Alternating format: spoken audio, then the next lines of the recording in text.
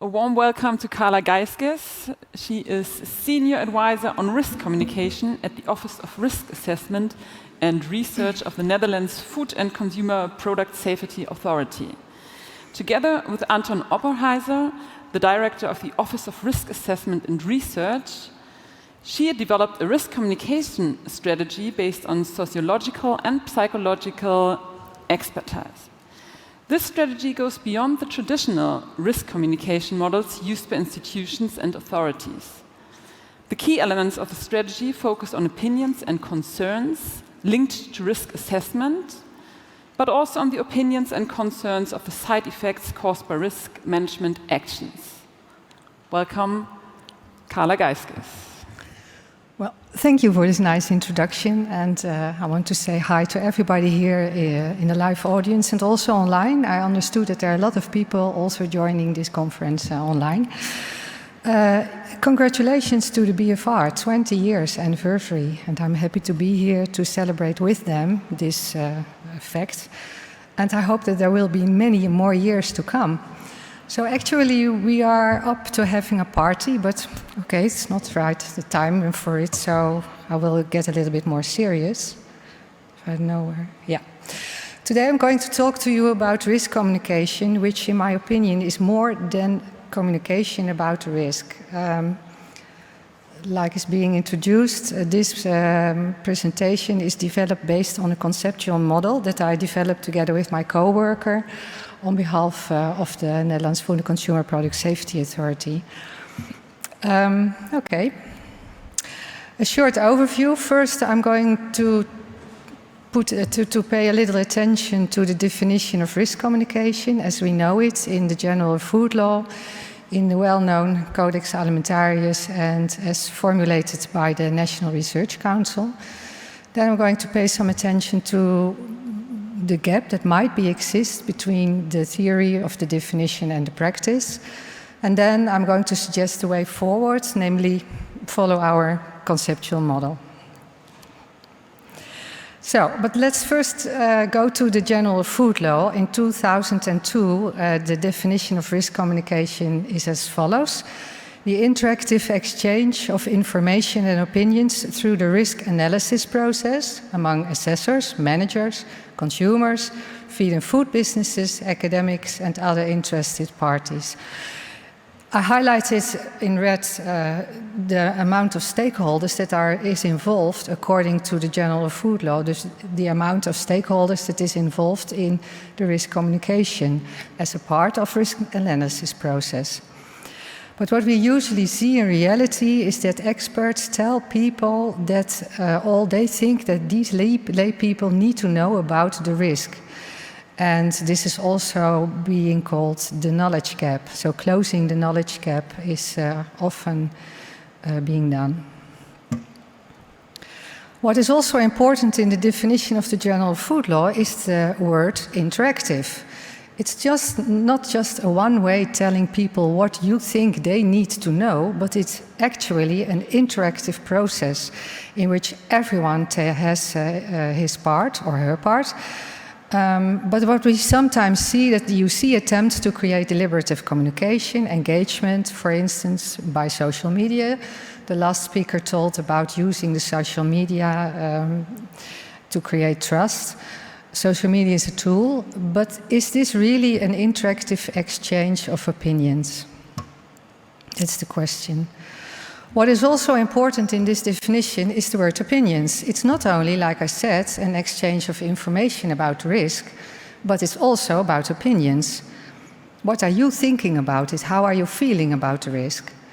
And what we mostly see that there's very little attention for opinions, for difference in interests, and for other values that are always at stake in every risk debate and in the course that the risk follows. Yeah. Usually when we have risks, you have on the spectrum, on the left side, you can have a risk which is being assessed by experts as very high. An example is the marine biotoxins. Most experts will tell you that it's extremely dangerous for your health. However, most lay people who do not know anything about that and just want to eat seafood They have no idea what this is about. On the other hand, you might have a risk that is being assessed by lay people as very high, like pesticides, which actually risk assessors esteem it to be fairly low. So there's a difference, and normally you must have a different risk communication strategy, because on the left side you must do a little bit more on awareness raising. On the right side, you should be do more on trust raising, meaning to communicate the process that you're in as an authority to mitigate risk. But still, this is about closing a knowledge gap. If we go to the Codex, we see a somewhat similar definition. There's one extra here, and this is the risk-related factors and risk perception. So the Codex stresses that it's not only, once again, about information, but it's also about risk-related factors and risk perceptions. Keep this in mind.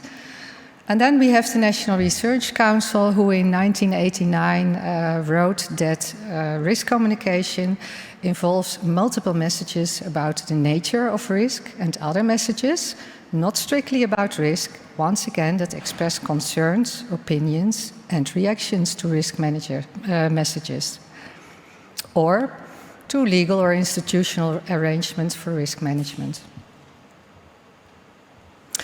So, in every risk situation, or in every risk analysis situation, which gap are we dealing with? Is it only the knowledge gap? I mean, there's always a debate, and it's very limited about what you think that other people should know about risk, but it's mainly about concerns, opinions, feelings, and reactions. So the question of the risk debate is not what do we, risk assessors and managers, want people to know, but the question is what is important for different stakeholders like individual consumer groups, high target groups, businesses, farmers and industry. What is important for them? What do they value? On what are their interests based? Examples: public health, individual health, animal welfare, trust, general trust in us as an agency, in producers, you name it.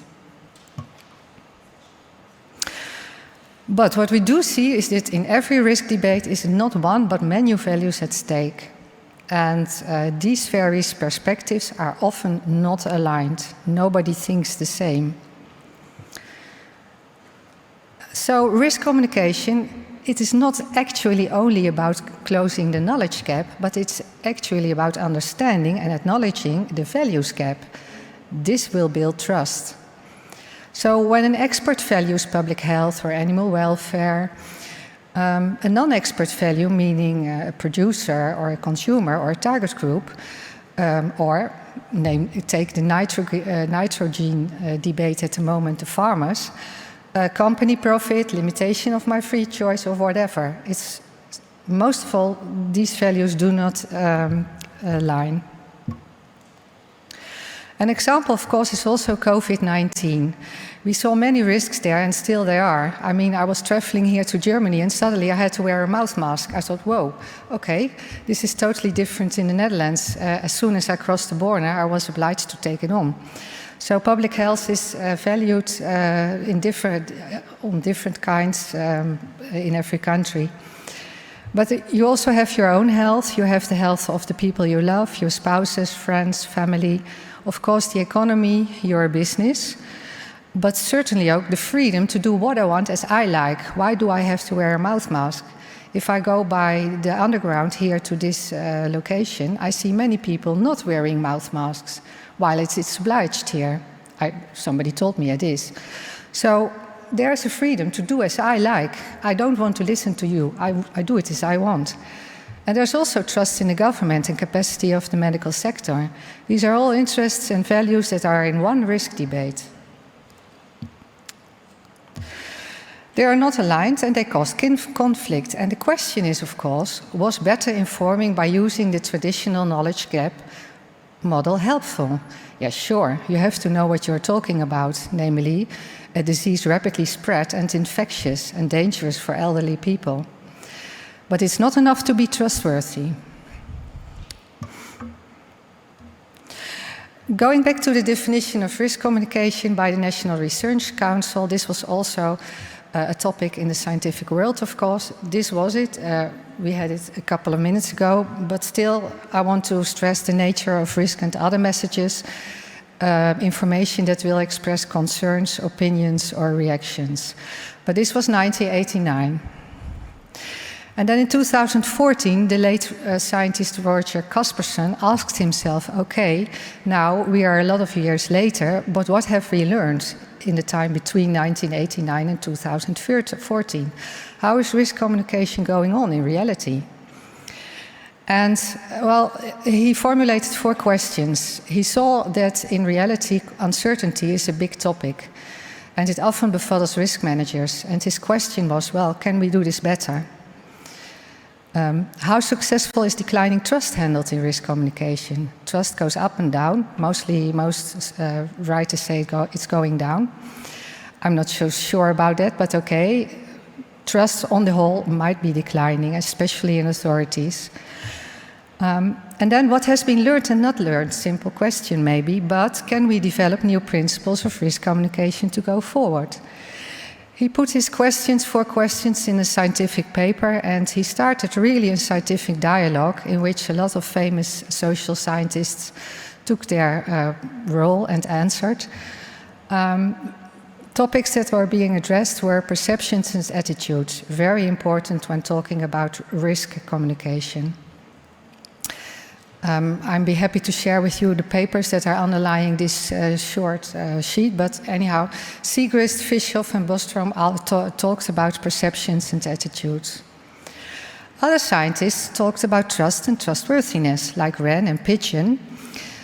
Pigeon mentioned the fact that society is a risk society. Our society is a risk society. You cannot do anything without taking a risk, like Wildavsky said so many years ago.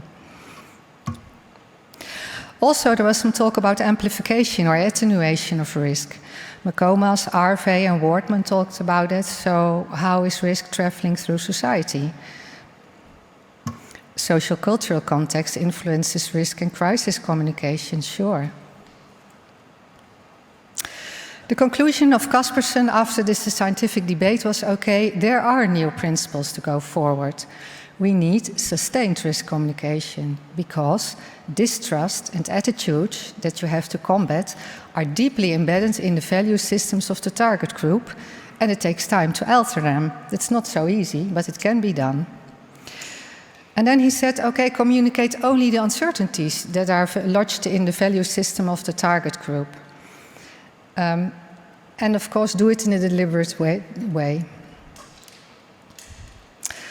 So now it's 2022, almost 2023. What have we learned?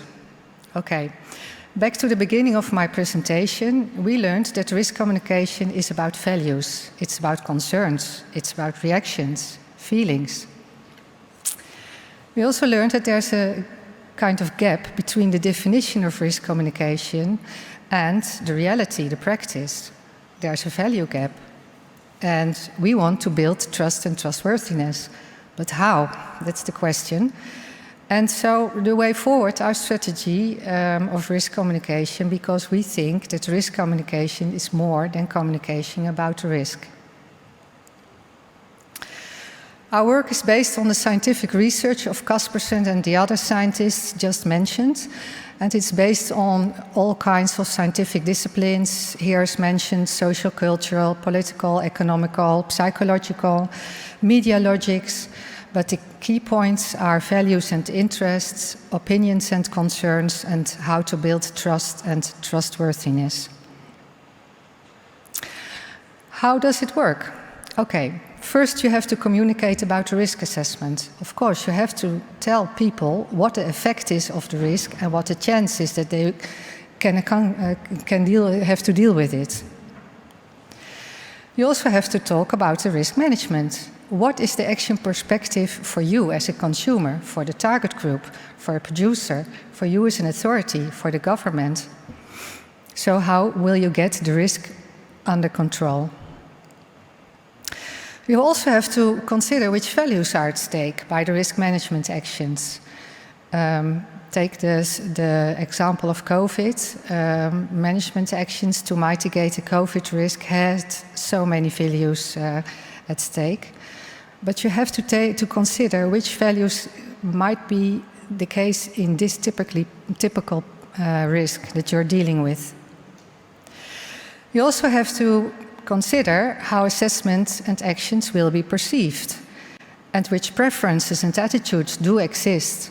So, what is the feeling of risk? I mean, the feeling of pesticides is very high, of marine biotoxins is very low, and how can you change that? If you can, then you are building trust and trustworthiness. But you can also build trustworthiness by acknowledging that your target group has other values maybe than you are standing for as an authority. So your trustworthiness is built of trust and compassion.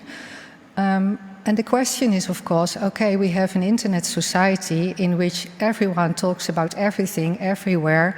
We talked about avatars already, fake information. How can you have, as an authority, for example, a trustworthy position in this? Well, you can't combat anything. You just have to acknowledge that this is the world that we are living in and we have to deal with it. But what you can do is stay with your own message, but show compassion for positions and values that other people have. Of course, you have to consider the social amplification or attenuation of the risk. How is risk developing in society? Who is going to pick it up on social media and why? Which media are taking up your message? How is it framed by media, by newspapers, by journals, television? And then, of course, it's interesting to consider the pathways. How does it travel through society? Monitor it and analyze that, and also use other sources. And voila, there we are. This is our conceptual model. And this is what we in the Netherlands advise, for example, our politicians or my own authority to consider when risk communication has to be formulated. It's not strictly about telling people the risk, meaning by chance, time, effect, but it's also to take into consideration these aspects. I'm not offering a solution. It's not a one-size-fits-all, but in every risk situation, you have to consider these elements and see what influence they have on the risk communication that you are going to formulate. This is it. Thank you for your attention. If you want to learn more, just call me or send me a mail. I will be happy to share all the underlying scientific work and thinking and the way we're going ahead.